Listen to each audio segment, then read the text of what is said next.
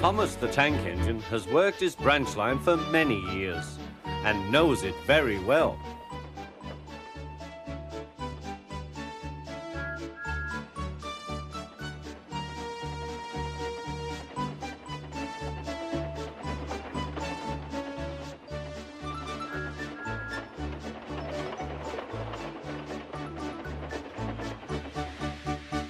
You know just where to stop, Thomas, laughed his driver. You could almost manage it without me. Thomas had become conceited. He didn't realize his driver was joking. Later, he boasted to the others. Driver says I don't need him now.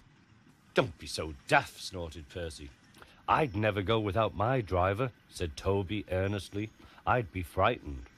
Huh, boasted Thomas. I'm not scared. You'd never dare. I would then. You'll see. The next morning, the firelighter came. Thomas drowsed comfortably as the warmth spread through his boiler. Percy and Toby were still asleep. Thomas suddenly remembered. Silly stick in the muds, he chuckled.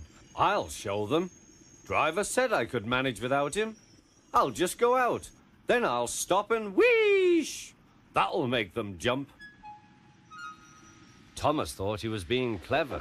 Really, he was only moving because a careless cleaner had meddled with his controls.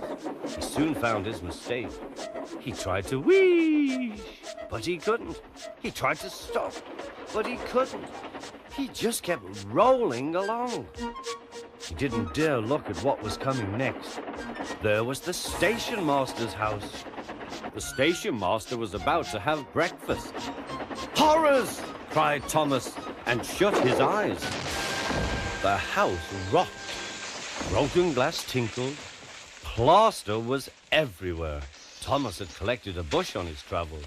He peered into the room through its leaves. He couldn't speak. The station master was furious. His wife picked up her plate. You miserable engine, she scolded. Just look what you've done to our breakfast. Now I shall have to cook some more. She banged the door. More plaster fell. This time it fell on Thomas. Thomas felt depressed. Workmen propped up the house with strong poles and laid rails through the garden. Meanwhile, Donald and Douglas arrived.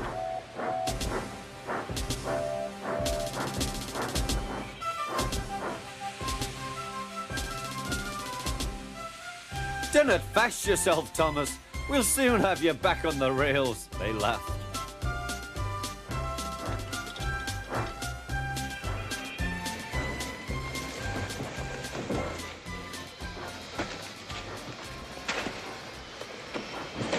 Donald and Douglas, puffing hard, managed to haul Thomas back to safety.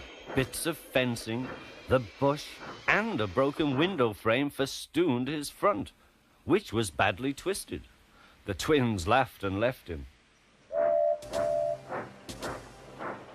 Thomas was in disgrace. There was worse to come. You are a very naughty engine. I know, sir. I'm sorry, sir. Thomas's voice was muffled behind his bush. You must go to the works and have your front mended. It will be a long job. Yes, sir. Meanwhile, a diesel rail car will do your work. The diesel, sir? Thomas spluttered. Yes, Thomas. Diesels always stay in their sheds till they are wanted. Diesels never gallivant off to breakfast in station masters' houses.